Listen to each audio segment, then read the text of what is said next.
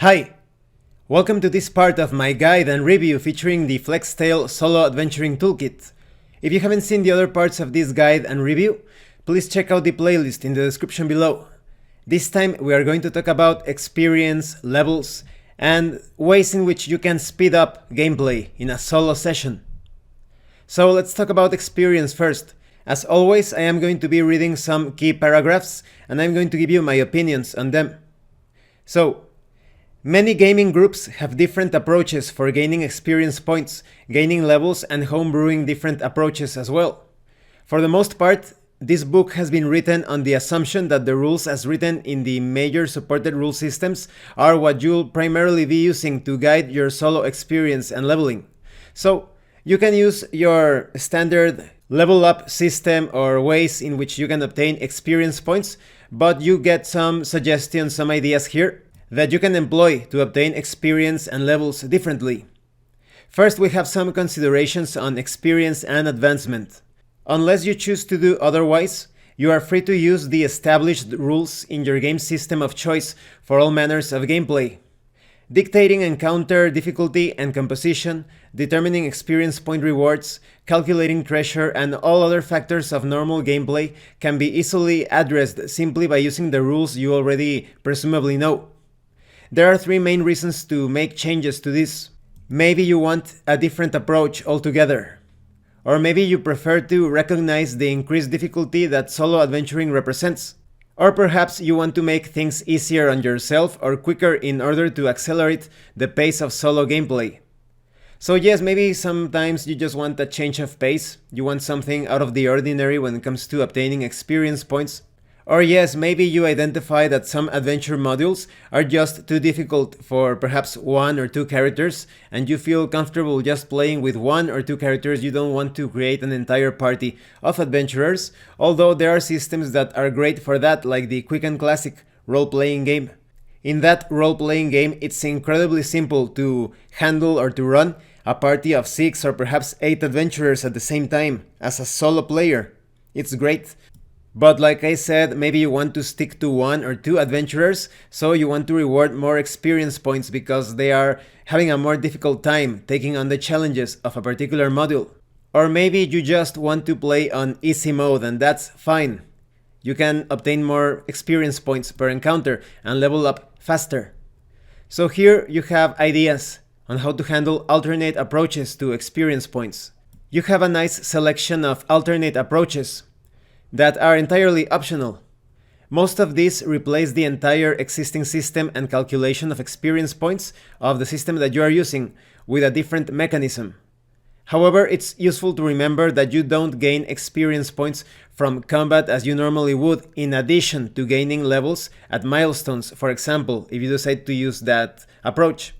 Let's talk about Milestone Leveling. So this is short, sweet, and straightforward. At the conclusion of a major objective, you gain a level. This reduces bookkeeping and calculation for experience points. So this is perfect if you don't want too many mathematics in your game. It also keeps things focused on advancing the story rather than on the trope of killing hundreds of rats to grind out levels, for example. It reduces the value of defeating wandering random encounters, and it makes fleeing an annoying or distracting combat more of a realistic option to consider.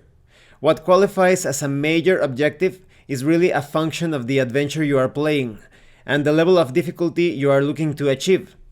Typically, the following all might qualify as deserving of a level reward. Perhaps defeating a major villain, maybe revealing a major plot point, or completing or clearing a major point of interest. Typically, you gain levels in between gaming sessions, so following the session in which you achieve one of the above major milestones, you can level up your player character. Yes, I think this is a good approach if you want to focus on the story that develops from the choices of the player characters, and if you want to reduce combat. Then we have Session Leveling. This is even more straightforward. You automatically gain a level after each gaming session.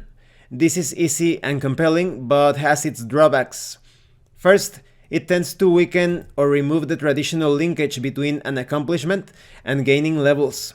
If gaining a level is automatic, Why wouldn't you stay in town? Just stay in town and visit the tavern as your entire gaming session, and then automatically level up anyway. Secondly, it leads to a very accelerated power curve.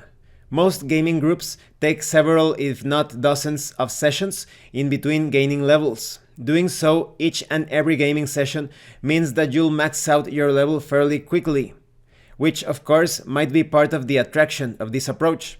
Thirdly, you won't have much time to get comfortable with your character's newly gained abilities before you gain even more abilities.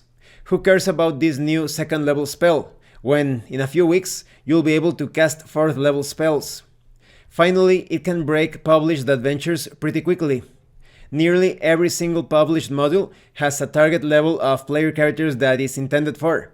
With this approach, you'll go far beyond that fairly rapidly, and as written, the challenges will very soon feel too easy. Now, it's also convenient to remember that IGS has published the number of adventures that can be played at any level, and the amazing bestiary that is Aquile, Bestiary of the Realm, provides stats for different levels. That is, the same creature can be a challenge at different levels because of the modified stats, so take that into consideration. When it comes to this session leveling method, I actually don't like it too much because, as explained here, it feels as if your accomplishments are not crucial or vital when it comes to your character development, and you don't get to enjoy or, yes, get much out of each level, out of the different abilities and spells that you obtain, because if you take your time, that is, it takes effort to obtain a level, you really start to treasure your different abilities, powers, spells. And if you take your time with those abilities and powers and spells, you come up with some creative solutions to take on different challenges, different enemies. You come up with some really interesting combinations. Oh, you use this spell with this magic item and this ability or this feat, discovering ways on how to use those powers and abilities with great efficacy and efficiency. Now let's talk about milestone experience points. This is like milestone leveling, except rather than automatically gaining a level with the completion of major activities, you merely gain experience points. Typically, this gain is expressed as a fraction of what's needed to get you to your next level, 1/3 of a level, for example. This incorporates all the benefits of milestone leveling, but paces things out a bit more, so you don't gain too quickly.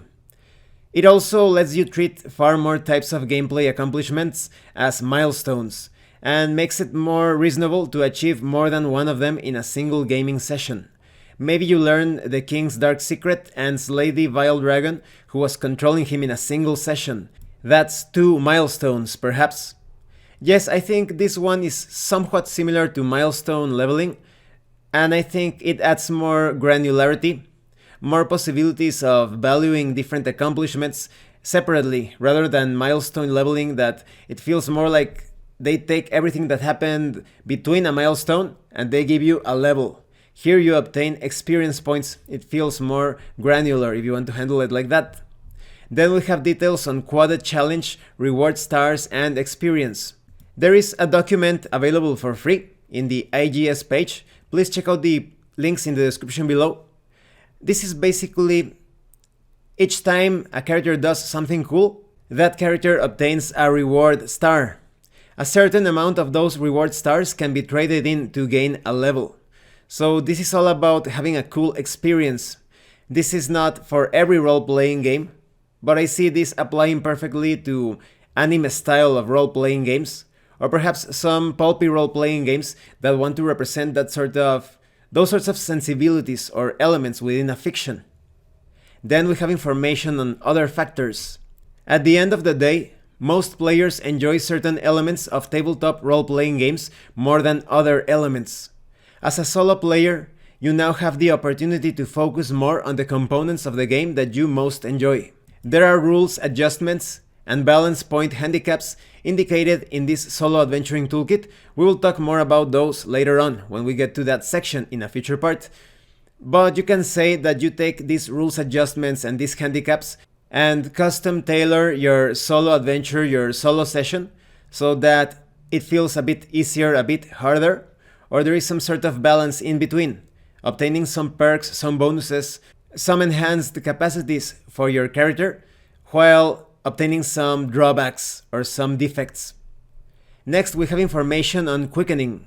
This concerns the notion that some parts of the game don't need to take up the amount of real-life gameplay time that they often end up consuming. So you have various tips and tweaks to speed things up a bit. For example, quickened combat. Combat can sometimes be a drag. Even for the most battle-minded of players, resolving a complex combat can take a long time in real life. It's not completely uncommon in a traditional gaming group for a combat encounter to consume an entire gaming session just on its own. For those who might well enjoy combat but who don't want it to necessarily take up so much time, there are some fundamental changes that you can employ to make it quicker. In my opinion, I really enjoy combat. It also depends on the system. If you are playing a very crunchy system, a simulationist system, you can expect combat to take 1 or 2 hours. But it all depends on what you enjoy. So first we have ever-present attack options. For your player character or player characters, ranged and melee attack options are always on the table.